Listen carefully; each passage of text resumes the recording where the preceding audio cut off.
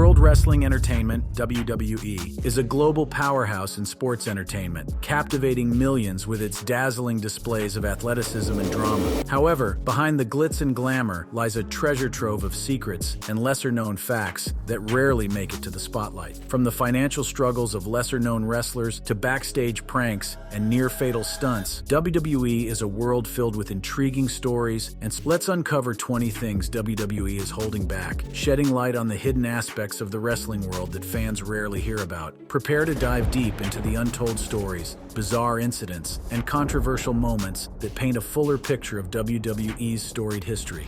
Body hair and wrestlers. If you look at the WWE roster, you'll notice that almost all wrestlers, including men, have clean-shaven bodies. This practice is not merely for aesthetics. It serves several critical purposes that benefit both the wrestlers and their performances. Firstly, muscle definition is a significant reason. Wrestlers aim to look their best, and having no body hair allows their muscles to pop and stand out more prominently under the bright lights of the ring. The smooth skin accentuates their physique, making them appear more chiseled and defined, which is crucial for their larger-than-life personas. Safety is another important factor. Wrestlers perform intense physical maneuvers, and body hair can pose risks. Hair can get caught on equipment or during moves, leading to painful rashes or injuries. By shaving, wrestlers minimize these risks, ensuring smoother and safer interactions during matches. Furthermore, hygiene and respect towards opponents play a role. Wrestlers sweat profusely during their performances, and body hair can trap bacteria and odor. Nobody wants to be in close contact, such as in a headlock, with someone who smells unpleasant. Shaving helps maintain a cleaner and more respectful environment in the ring, preventing the accumulation of bacteria and reducing the risk of infections. The Money in the Bank briefcase. The Money in the Bank briefcase is one of WWE's most intriguing props, symbolizing a golden opportunity for the wrestler who holds it. Introduced in 2005, the briefcase grants its holder a championship match at any time and place of their choosing, creating suspense and excitement for fans. However, what's inside the briefcase is often a topic of curiosity. Contrary to what many might expect, the briefcase does not contain an actual contract or any documents. In fact, it is usually empty. This revelation came to light in 2010 when The Miz, who was Mr. Money in the Bank at the time, accidentally opened the briefcase during a live show. To the surprise of fans, nothing was inside. This empty briefcase has become a standard, as WWE focuses more on the symbolic nature of the item rather than its contents. The empty briefcase serves a practical purpose. It avoids the risk of losing or damaging a physical contract during the intense and often chaotic matches where the briefcase is involved. Moreover, the storyline implications and dramatic moments come from the suspense of when and where the contract will be cashed in, not from the physical contract itself. The Money in the Bank concept has evolved over the years, becoming a cornerstone of WWE's annual programming. It has led to memorable moments, shocking cash-ins, and has propelled many wrestlers to the pinnacle of their careers. While the briefcase may be empty, its significance in WWE storytelling is immense, symbolizing opportunity, strategy, and the ever-present possibility of a career-defining moment. Steroid use indicators.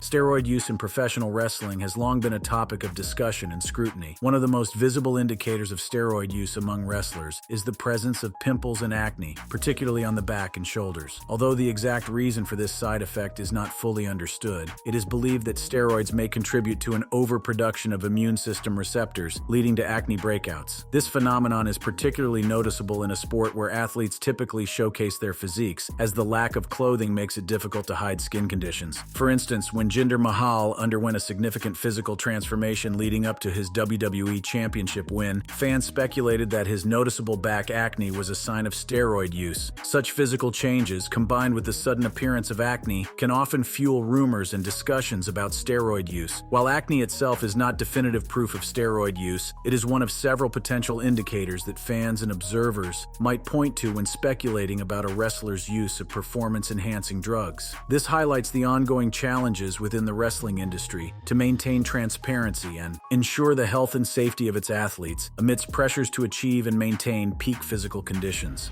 Financial struggles.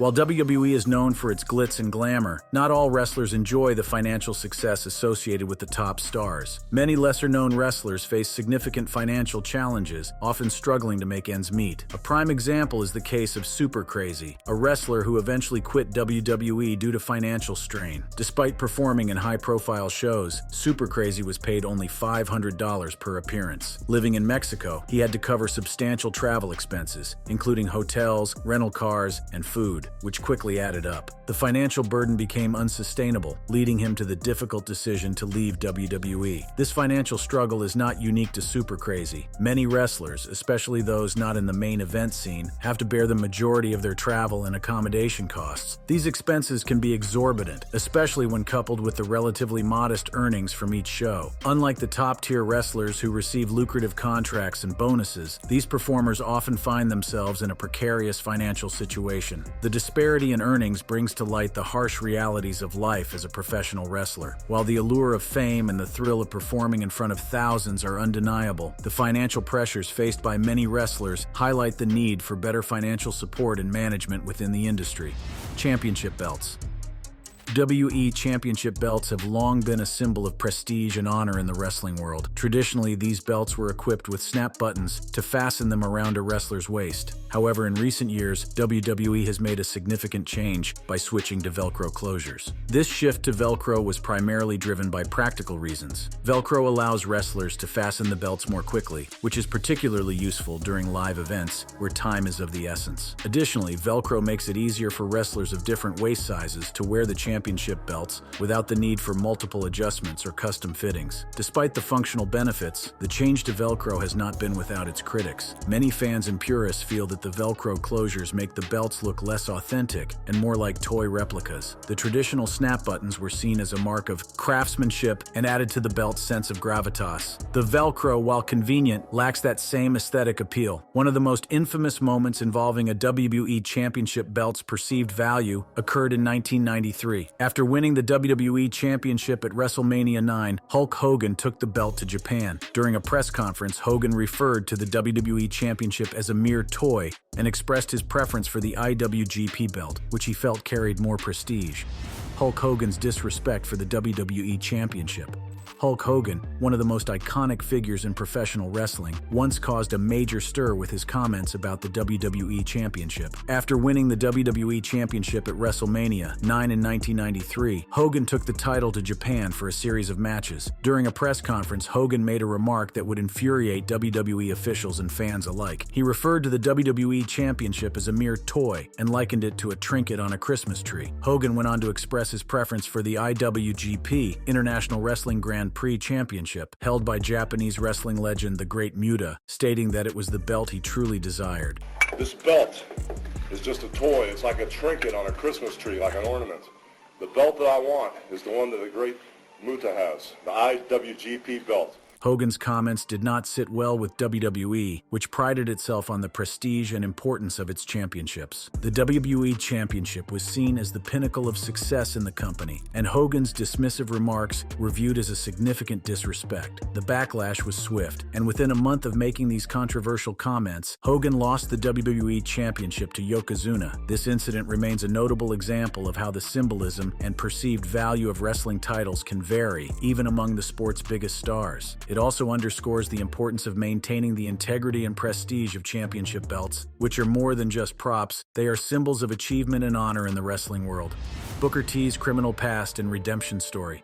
Before becoming a wrestling legend, Booker T's life was marked by hardship and crime. By the age of 13, Booker had tragically lost both his parents, leaving him to fend for himself and his siblings. To support his family, he started working at a Wendy's restaurant. However, the financial strain remained overwhelming, leading Booker to make a desperate choice that would shape his early life. Booker T decided to rob the Wendy's where he worked. The initial success of this robbery led him to commit over 20 armed robberies at different Wendy's locations, each time donning his Wendy's attendee's uniform to avoid suspicion. Eventually, the police caught on, realizing that the robberies were likely committed by an insider. At the age of 22, Booker was arrested and sentenced to a little over a year and a half in prison. Booker's time in prison was a turning point. As he was leaving, a police officer ominously said, "I'll see you when you get back." Determined to prove him wrong, Booker T vowed never to return. Not only did he keep that promise, but he also transformed his life entirely. Booker T went on to become a multi-time world champion and was eventually inducted into the WWE Hall of Fame. And how did I wake up here? That was a sobering thought, because never in a million years that I ever would have thought I would be in prison. But I walked that fine line. For some reason, I wasn't afraid. The government mistook a WWE storyline for reality.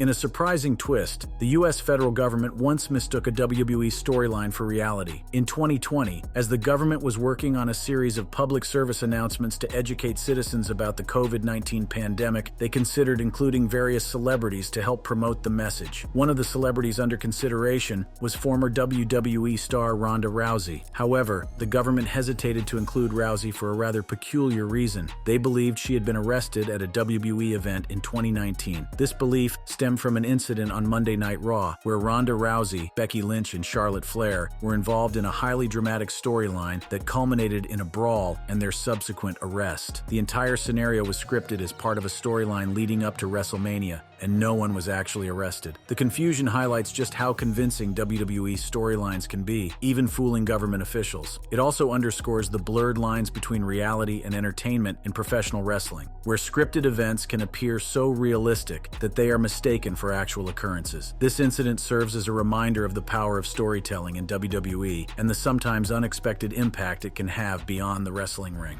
Big E's near career-ending injury and wrestler trust. The world of professional wrestling is built on a foundation of trust between performers, given the physical and often dangerous nature of their work. This trust was starkly highlighted by Big E's near career-ending injury. In October 2021, during an interview on the radio show Breakfast Club, Big E spoke candidly about the inherent trust wrestlers place in one another. He emphasized that in the ring, wrestlers must rely on their opponents to execute moves safely, preventing potentially catastrophic injuries. Tragically, just a little over 4 months after this interview, Big E experienced a harrowing accident that put this trust to the test. During a match, Big E was dropped on his head while taking a belly-to-belly suplex, resulting in a broken neck. Remarkably, despite the severity of the injury, Big E's spinal cord was not damaged, sparing him from the need for surgery and allowing him to begin the long road to recovery. This incident underscores the immense risks wrestlers face every time they step into the ring and the crucial importance of trust in their colleagues. Big E's story serves as a powerful reminder of the physical and emotional bonds formed between wrestlers, as well as the unpredictable and perilous nature of their profession. Becky Lynch and Seth Rollins juggling WWE and parenthood. Balancing the high demands of WWE careers with the responsibilities of parenthood is no small feat, but Becky Lynch and Seth Rollins are managing admirably. The power couple, who welcomed their daughter in December 2020, have seamlessly integrated their roles as parents with their wrestling careers, showcasing their dedication both in and out of the ring. Becky Lynch has spoken openly about the challenges and rewards of juggling her WWE commitments with motherhood. During an episode of Monday Night Raw, Lynch opened the show, then went backstage to put her daughter to bed, before returning to do guest commentary later in the night. This routine exemplifies the couple's commitment to being present for their daughter while maintaining their professional obligations. Lynch has admitted that traveling with a baby can be tough, but she also emphasizes how it makes everything more rewarding and fulfilling. The couple takes their daughter with them everywhere, including WWE shows, ensuring they can spend as much time together as possible despite their hectic schedules. Seth Rollins, too, has adapted to this balancing act, supporting Lynch both at home and in their shared career. Their ability to manage these dual roles speaks volumes about their partnership and dedication to family. Fan scams. A WWE fan was tricked into selling his home. The passion and dedication of WWE fans are well known, but unfortunately this enthusiasm can sometimes make them targets for scams. One such heartbreaking incident involved a WWE fan who was tricked into selling his home. The scam began when an imposter created a fake online account pretending to be WWE star Liv Morgan. This imposter reached out to a devoted Liv Morgan fan, claiming to be in urgent need of money. Believing he was genuinely communicating with his favorite wrestler, the fan was convinced to sell his house to provide financial support. The scammer played on the fans' trust and admiration for Liv Morgan, manipulating him into making a life-altering decision. After completing the sale of his home and transferring the money, the fan attempted to contact the real Liv Morgan. To his dismay, he discovered that he had been duped. The real Liv Morgan had no knowledge of the interaction and had never requested any money. The fan was left devastated, having lost his home and life savings to a cruel scam. WWE has a massive and loyal fan base, and it's crucial for fans to be aware of such scams to protect themselves from similar fraudulent schemes. The origins of the Royal Rumble match. The Royal Rumble is one of WWE's most iconic events, but it nearly never came to be. The concept of the Royal Rumble match was first pitched in the 1980s by Pat Patterson, a key figure in WWE and a trusted advisor to Vince McMahon. Patterson envisioned a match where wrestlers would enter the ring at timed intervals, creating a dynamic and unpredictable spectacle. Initially, Vince McMahon was not impressed with the idea. He thought the concept was stupid and dismissed it outright. However, fate took an interesting turn when WWE needed a special idea for a show that would be aired on NBC. Vince McMahon, perhaps jokingly, suggested that Patterson present his Royal Rumble idea to NBC executive Dick Ebersol. To McMahon's surprise, Ebersol loved the concept. He saw the potential for high drama and excitement, elements that would captivate television audiences. With Ebersol's support, the first Royal Rumble match was held in 1988. The event was an immediate hit with fans, who were thrilled by the unique format and the suspense of not knowing who would enter the ring next. The success of the inaugural Royal Rumble cemented its place as an annual WWE tradition. Over the years, it has become a cornerstone of WWE programming, known for its surprises, returns, and the opportunity it provides for wrestlers to headline WrestleMania. Vince McMahon's regret over not hiring AJ Styles earlier. Vince McMahon, the chairman of WWE, has been at the helm of the company for decades, making countless decisions about which talents to bring on board. One decision he has publicly expressed regret over is not hiring AJ Styles earlier in his career. Despite Styles' immense talent and success in other wrestling promotions like TNA and New Japan Pro Wrestling, he did not make his WWE debut until 2016. AJ Styles was already a well-established name in the wrestling world by the time he joined WWE. Known for his high-flying moves, technical prowess, and charisma, Styles had built a significant fan base and amassed numerous championships. However, WWE, for various reasons, did not pursue him during his prime years outside the company. When Styles finally debuted at the 2016 Royal Rumble, he quickly proved his worth, capturing multiple championships and delivering some of the best matches in recent WWE history. His performances against top stars like Randy Orton, The Undertaker, Edge, and John Cena showcased what WWE had been missing out on. After winning the WWE Championship, Vince McMahon reportedly told Styles, "I wish I hired you 10 years ago." This sentiment reflects McMahon's acknowledgement of Styles' unparalleled talent and the value he brings to WWE. The regret underscores the importance of timing in the wrestling business and how certain decisions can impact the trajectory of a wrestler's career and the company as a whole. Sting's near-fatal stunt mishap in 1997. In 1997, Sting, one of the most iconic figures in professional wrestling, experienced a near-fatal stunt mishap that could have ended in tragedy. This incident occurred on an episode of WCW Monday Nitro, where Sting was set to make a dramatic entrance by rappelling from the rafters. This was the first time he had attempted such a stunt, adding a significant level of risk and excitement to the performance. Just moments before Sting was to step over the railing and descend, the stunt crew made a chilling discovery. Sting's gear was on backward. This critical error meant that had Sting jumped, the faulty setup could have resulted in a catastrophic fall, potentially leading to his death. The crew had to quickly intervene and fix the rope while Sting stood precariously on the edge, fully aware of the life-threatening danger he was in. Sting later revealed in an interview that this near miss was one of the most harrowing moments of his career. The incident underscored the inherent risks involved in professional wrestling, especially when stunts are part of the performance. It also highlighted the importance of meticulous safety checks and the trust performers place in their support teams. Stone Cold Steve Austin's beer-drinking antics and safety.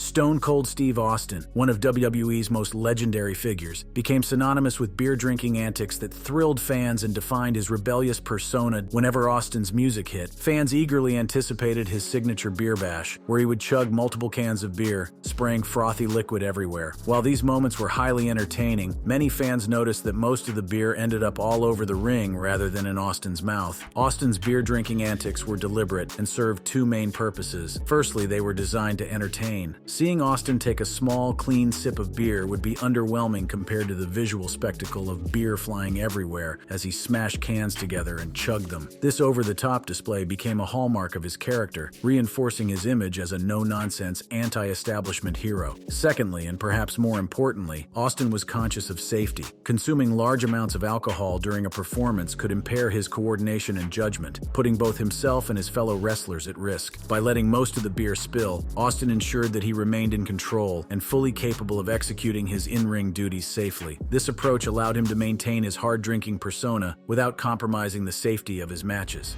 Owen Hart's death and disturbing conspiracy theories. The tragic death of Owen Hart on May 23, 1999 during a WWE event remains one of the darkest moments in professional wrestling history. While descending from the rafters of Kansas City's Kemper Arena as part of his entrance, a malfunction in Hart's harness caused him to fall 78 feet, resulting in his immediate death. The incident was a devastating blow to fans, wrestlers, and the entire WWE community. In the aftermath of Owen Hart's death, various conspiracy theories emerged, adding a disturbing layer to the tragedy. One particularly unsettling theory involves a woman named Sharon Kennedy, who was in the audience that night. According to police reports, Kennedy contacted authorities with a bizarre claim. She saw another woman in the crowd using binoculars to watch the catwalk from which Hart fell. This woman allegedly made a chilling statement, saying, "He did not fall accidentally, someone pushed him." Kennedy further claimed that the woman with the binoculars seemed aware of Owen Hart's presence on the catwalk and even described his costume in detail. This was puzzling because WWE had not informed the audience that Hart would be descending from the rafters. These statements fueled speculation and conspiracy theories about foul play, despite no concrete evidence supporting such claims. The origin of the Hart Foundation name. The Hart Foundation is one of WWE's most legendary factions, known for its influence and legacy in professional wrestling. However, the origin of their iconic name is rooted in a simple yet serendipitous moment. In the mid-1980s, Jimmy Hart began managing Bret Hitman Hart and Jim the Anvil Neidhart. At the time, the trio did not have an official name for their group. During a wrestling show, the three noticed a young fan in the audience holding a sign that read, "Jimmy Hart's Hart Foundation, next tag team champions." The sign immediately resonated with them. They found it catchy and fitting, given the play on Jimmy Hart's last name and Bret Hart's surname. Embracing the fans' suggestion, Jimmy Hart, Bret Hart, and Jim Neidhart started calling themselves the Hart Foundation. The name quickly caught on and became synonymous with excellence in the tag team division. The Hart Foundation went on to achieve great success, capturing multiple tag team championships. Over the years, the group saw various incarnations, including the addition of other family members and close associates, further cementing its place in WWE history. Owen Hart's legendary prank on Vince McMahon. Owen Hart, known for his exceptional wrestling skills, was equally renowned for his playful and mischievous nature backstage. One of his most legendary pranks occurred in December 1995 during the In Your House 5 Inches pay-per-view event, a stunt that has since become part of WWE folklore. The event featured a hog pen match between Triple H and Henry Godwinn, which involved real pigs being brought into the arena. Before the show, the person delivering the pigs was unsure where to take them and happened to ask Owen Hart for directions. Seizing the opportunity for a memorable prank, Owen mischievously directed the pigs to Vince McMahon's office. And the people with the animals had just pulled up, and they was like, "Hey guys, do you know what we need to do with these?" And Owen said, "I do," and and left his bag and said, "Follow me." And I knew, I was like, "Oh, what is he doing?" And I'm hurry up, I park the car, I get my bag, I get his bag, and I'm trying to go in the building, and I'm looking, "Hey, where did Owen go?" And they was like, "He went that way." And I went, "Oh no." And I knew exactly what was that way in this arena. When Vince McMahon, the chairman of WWE, later opened his office door, he was greeted by a surprising and chaotic scene, pigs running amok in his workspace. One pig even bolted out of the office, adding to the hilarity of the situation. Vince McMahon immediately recognized Owen Hart's trademark humor and knew exactly who was behind the prank. It was Vince's office. He took chickens out of the cage, a pig, a goat, bro. Like they everywhere. There were chickens on the ceiling fan, and Vince, like, you could hear him. "Oh!"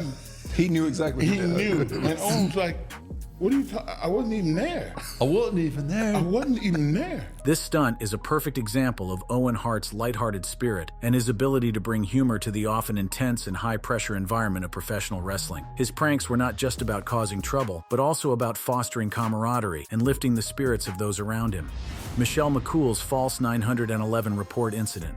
Michelle McCool, a former WWE Women's Champion, experienced a bizarre and unsettling incident involving a false 911 report. McCool shared the story on the Wives of Wrestling podcast, revealing how a prank call almost led to her arrest. One day while driving home, McCool noticed a police car following her. Upon arriving home, she found 3 police officers waiting for her. The officers asked if her husband, The Undertaker, was home. Fortunately, The Undertaker was indeed at home, but had just taken a shower and emerged wearing only a towel. The officers then explained the reason for their presence. A 911 call had been made, alleging that Michelle McCool had killed The Undertaker with a sledgehammer. The outrageous claim was entirely false, and it quickly became evident that someone had played a cruel prank. The incident highlighted the potential dangers of such false reports, as they can lead to serious legal consequences and unnecessary distress for the individuals involved. It also underscored the lengths to which some people might go for a joke, regardless of the potential harm.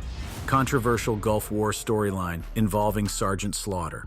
In the early 1990s, WWE undertook a highly controversial storyline that capitalized on the geopolitical tensions of the Gulf War. The storyline involved one of WWE's most patriotic characters, Sergeant Slaughter, who shockingly turned heel by becoming an Iraqi sympathizer. This dramatic character shift led to Slaughter feuding with the ultimate American hero, Hulk Hogan, culminating in a WWE Championship match at WrestleMania 7. Originally, WrestleMania 7 was slated to be held at the Los Angeles Memorial Coliseum, a venue with a seating capacity of over 100,000. However, WWE abruptly moved the event to the smaller Los Angeles Sports Arena, which could accommodate only 16,000 fans. WWE cited bomb threats as the reason for the change, claiming that Slaughter's new pro-Iraq persona had incited such anger among fans that the event's security was compromised. While it is true that Sergeant Slaughter received threats from fans outraged by his character's support for Iraq, many have speculated that the bomb threat claims were exaggerated or fabricated. Critics argue that the real reason for the venue change was sluggish ticket sales, as WWE struggled to fill the expansive Coliseum. Downsizing to the sports arena allowed WWE to avoid the embarrassment of a sparsely attended WrestleMania. If you enjoyed this video, please click on any of the boxes on your screen for more.